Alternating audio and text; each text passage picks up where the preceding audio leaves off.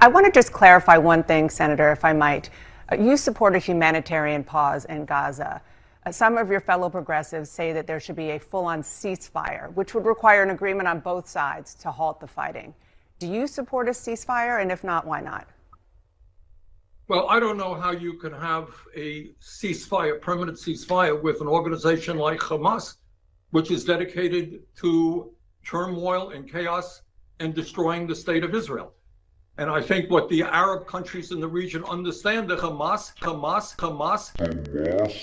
got to go.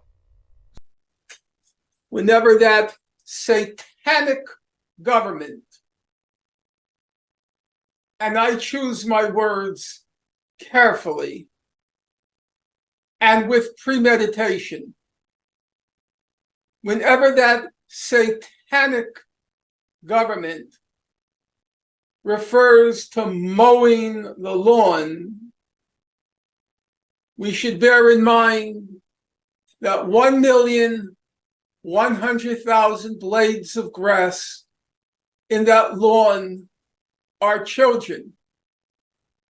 But Bernie Sanders, the senator from Vermont, he says Israel must destroy Hamas because Hamas wants to destroy Israel.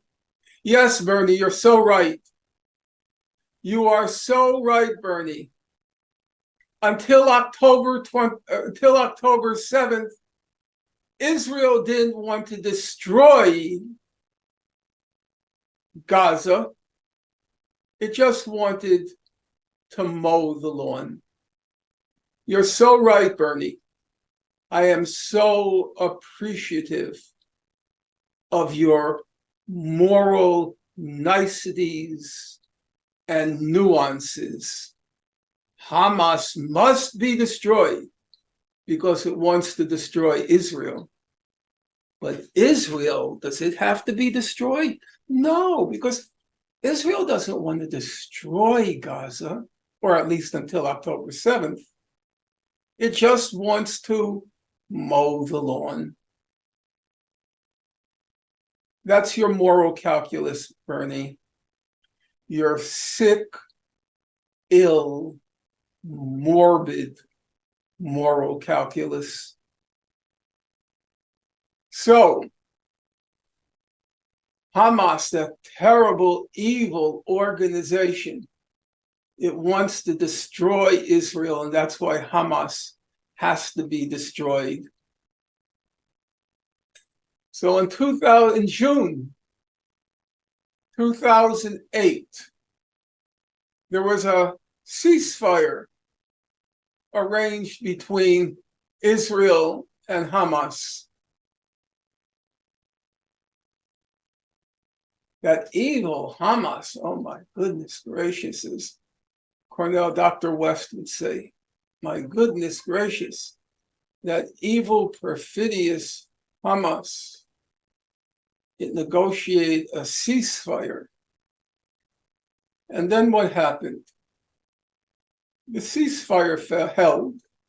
It held in June, it held in July, it held in August, it held in September, it held in October, and it held the first 4 days in November. And then November 4th came along. For those people whose memories are short, that was Election Day. It was the day when everybody's attention was riveted on the presidential election and the first Black president being elected in our country's history. And Israel used that moment when all the cameras were diverted from it. It used that moment to attack Hamas in Gaza and broke the ceasefire. Not evil, perfidious Hamas, but beautiful, wonderful Israel. Now, that's not my word. Go back and read what Amnesty International said. In fact, even the official Israeli publications, which I cite in my book, state the ceasefire held until Israel broke it. And then Israel proceeded to do what it does best. It proceeded to commit a high-tech massacre in Gaza, killed about 1,400 people. Of those 1,400, 350 were children. It systematically devastated the infrastructure in Gaza, and it was guilty of, according to the Goldstone report, multiple war crimes and possibly crimes against humanity. Now, here's a point for you, Bernie.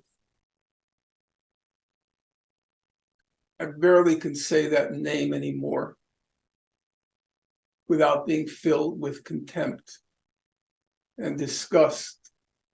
I worked very hard in that 2016 campaign, and I worked very hard on that 2020 campaign. And I was, by a wide margin, among the oldest people who was going in vans out of state to canvass for you. And now it's a bitter memory when I hear your statements. So here's a fact for you, Bernie. As I mentioned to you, about 1,400 people were killed in Gaza. The estimates are 4/5 were civilians, 1/5 or 20% were combatants. If you look at what happened on October 7th, the numbers are roughly the same. About 1,400 civilians were killed after the prison breakout or concentration camp breakout in Gaza.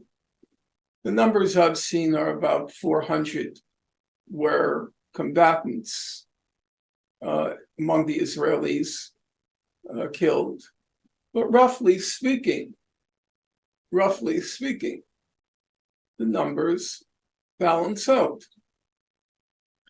So here's my question for you, Bernie. And I'm dead serious. This ain't a joke. I'm not talking about scoring debating points. It's about people, to quote the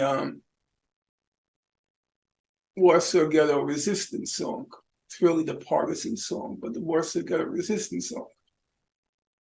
And one lyric goes, "'Twas a people midst the crashing fires of hell. 'Twas a people amidst the crashing fires of hell."